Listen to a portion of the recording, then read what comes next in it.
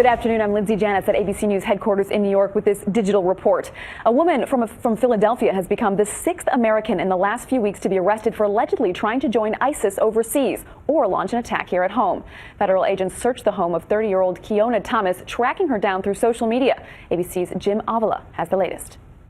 Thomas, officials say, went by the name Young Lioness, allegedly even telling a known ISIS fighter that becoming a martyr would be amazing. A girl could only wish.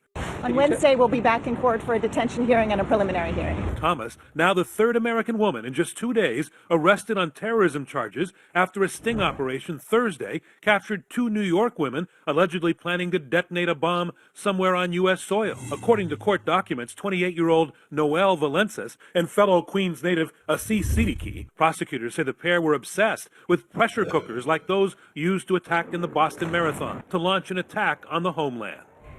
ABC's Jim Avila reporting there. Now we're getting our first look today at a massive brawl inside a packed casino here in New York City.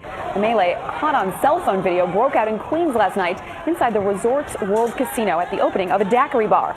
Police say 24 people were involved in the chair throwing and glass shattering incident. Several people, including cops and security guards, were injured. At least 3 people have been arrested.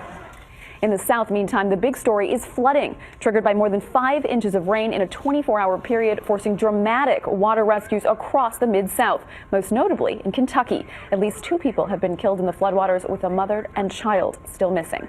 ABC's Alex Perez reports from the flood zone in Louisville, Kentucky.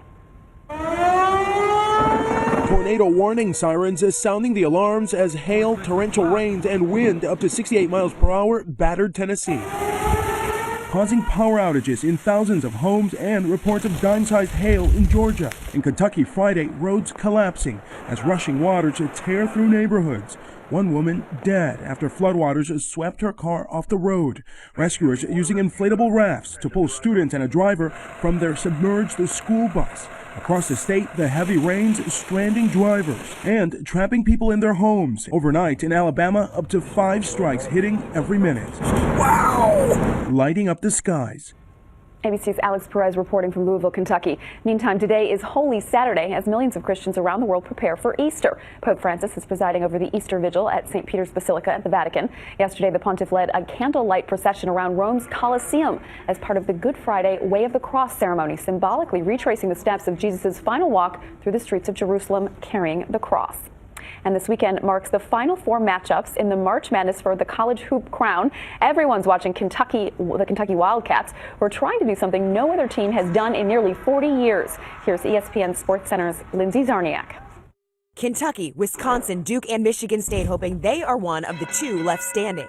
Kentucky continues its pursuit of perfection, trying to make history with a perfect 40-0 undefeated record. Kentucky coach John Calipari staying humble. We are not a perfect team. We're undefeated, but we're not perfect. Kentucky's opponent, Wisconsin. Decker with a 3. With a chip on its shoulder after losing to Kentucky in last year's Final Four and now touting the AP Player of the Year, Frank Kaminsky. The winner of that game will face either Duke or Michigan State, the lowest seed, but not to be counted out. Spartans head coach Tom Izzo, he's loose, so loose. Earlier this week, he shared some of his other hobbies with me. If this job doesn't pan out, I can always go back to putting soles and heels on shoes. And to the team Izzo's facing, Duke teammates Tyus Jones and Jaleel Okafor, childhood friends making a pact to play college hoops together and running down the court towards a national title. ESPN's Lindsay Zarniak reporting. The Final 4 at the NCAA tournament tips off tonight. ABC News is monitoring these developments around the clock. To get updates on our top stories, star them on the ABC News phone apps. Cecilia Vega is going to have a complete wrap-up later on World News Tonight. I'm Lindsay Janis in New York. Have a great day.